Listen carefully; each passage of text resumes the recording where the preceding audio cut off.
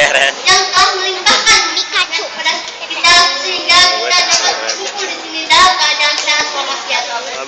Kedua, salawat salam tetap dilimpahkan kepada junjungan kita Nabi besar Muhammad SAW yang telah menunjukkan kita jalan dari jalan kegelapan menuju jalan yang terang, yakni Islam, iman, dan ihsan. Hadirin yang berbahagia, tahu tidak apa itu Isra Mi'raj? Ayo kita kaji apa sih Isra Mi'raj itu? Isra menurut bahasa berasal dari kata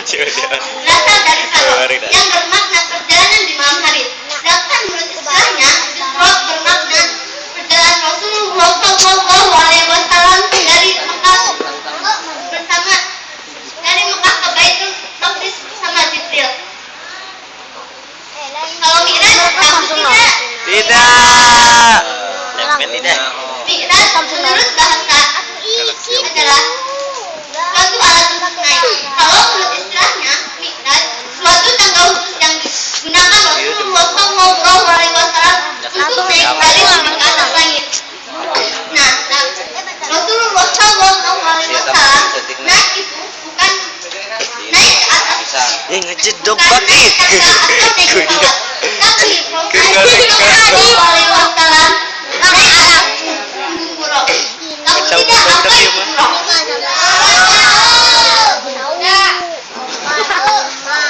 Burung ini hewan yang panjang, lebih besar daripada keledai dan lebih kecil daripada kuda. Dalam hadis-hadis, burung ini digambarkan sebagai kuda yang sangat indah. Di dalam Al-Quran, Allah menceritakan cerita Isra Mi'raj dalam surat Al-Isra ayat 1. Hafal tidak? Sampaikan tangan neng terus. A'udzu billahi minasy syaithanir rajim. Bismillahirrahmanirrahim. Subhanalladzi asra bi 'abdihi lailan masjidil haram ilal masjidil aqsa alladzi barakna hawlahu yaqul min ayatina innahu was-sami'ul basir. Yang artinya Maha Suci Allah yang telah memperjalankan hambanya dari Al-Masjidil Haram ke Al-Masjidil Aqsa yang telah kami berkahi sekelilingnya agar memperlihatkan sebagian tanda-tanda kebesaran kami. Sesungguhnya Dia adalah Maha mendengar lagi Maha mengetahui. Teman-teman yang berbahagia, tidak berjalan Rasulullah SAW banyaklah yang dinilai foto-foto di perjalanannya. Beliau menemui sekelompok kaum yang sedang menanam benih pada hari itu. Tahu nggak siapa kaum itu? Itu adalah mujahid fi sabilillah, orang yang masih di jalan Allah. Kemudian beliau mencium bau wangi semesta. Itu adalah bau wanginya Masih Top. Tahu nggak siapa Masih Top? Masih itu adalah istri Fir'aun yang beriman kepada Allah hingga ajal menjemputnya. Masih Top dihukum oleh Fir'aun karena tidak mau Tuhan.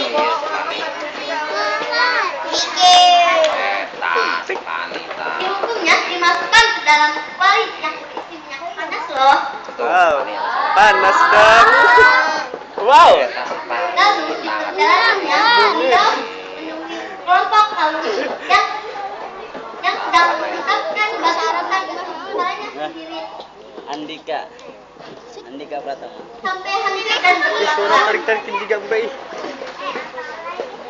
Tahu nggak siapa kaum itu? Itu adalah orang yang berat untuk melaksanakan sholat. Mana mas?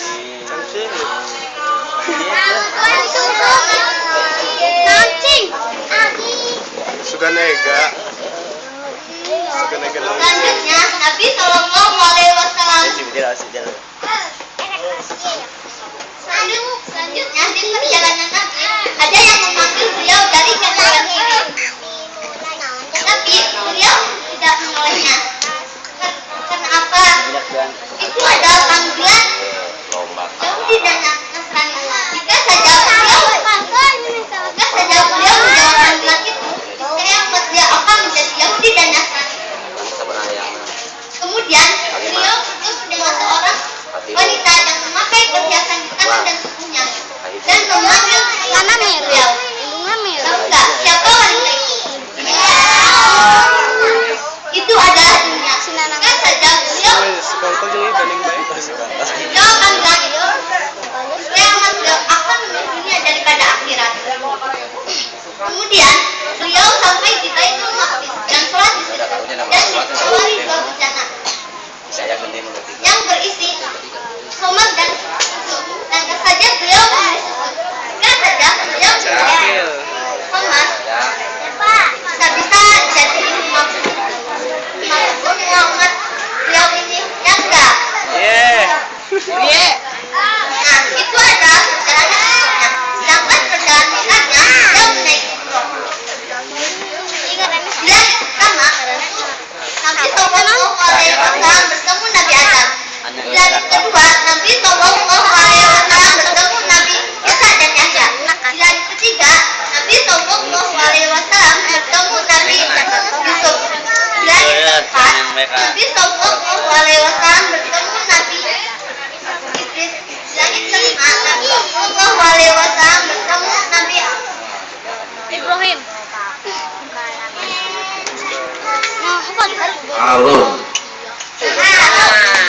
Di langit keenam Nabi Sallallahu Alaihi Wasallam bertemu Nabi Musa. Dan di langit terakhir yaitu langit ketujuh Nabi Sallallahu Alaihi Wasallam bertemu Nabi Ibrahim. Allah mewajibkan Nabi sholat 50 sholat sehari semalam. Nabi pun meminta keringanan dan akhirnya jadilah 5 waktu sehari semalam. Jadi besoklah kita dengan sholat 5 waktu sehari semalam. Nah, jadi apa dari semua ini? Yang pertama, terjemahilah kasih sayang Rasulullah Sallallahu Alaihi Wasallam kepada umatnya. Saat meminta keringanan dalam kewajiban sholat. Jadi jangan pada malas-malas ya sholatnya. Di langit kedua,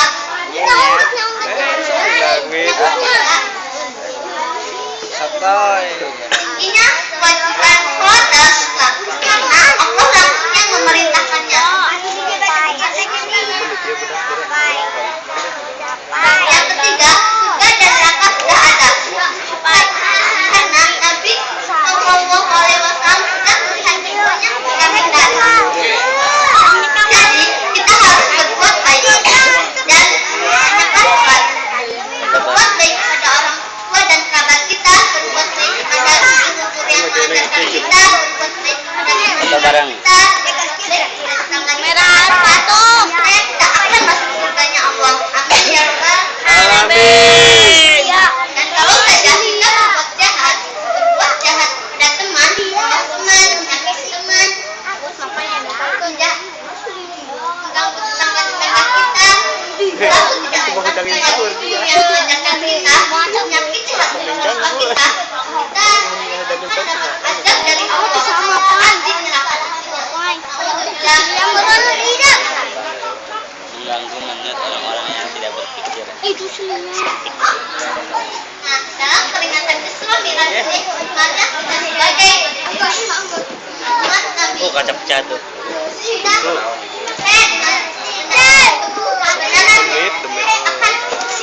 adanya Isra Mi'raj ini. Sekian dari saya. Wassalamualaikum